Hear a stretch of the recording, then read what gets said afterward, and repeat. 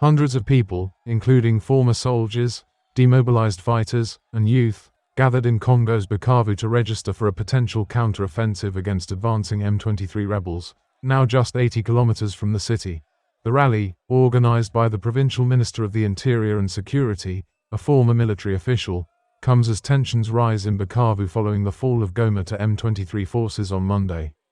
The rebels, allegedly backed by Rwandan troops, have faced little resistance in some areas, prompting widespread fear among locals.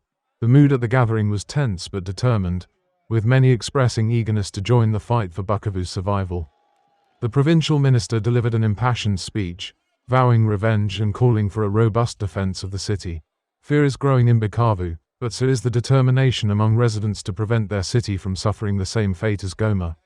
Locals are calling for a swift response from the government to halt the rebel advance.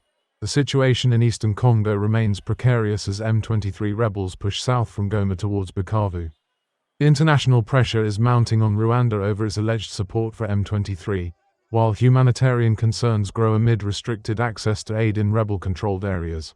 Congo's M23 rebels have moved about 2,400 captured Congolese Army (FARDC) soldiers to a training camp in Rutshuru, the rebels said following their recent capture of Goma and continued southward advance towards Bukavu.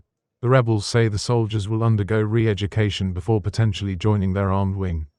This comes as M23 forces, allegedly backed by Rwanda, push further into eastern Congo, facing little resistance in some areas. The situation has triggered a humanitarian crisis. With thousands fleeing to neighboring Rwanda, protests have erupted in Kinshasa against perceived foreign interference, while international pressure mounts on Rwanda over its alleged involvement.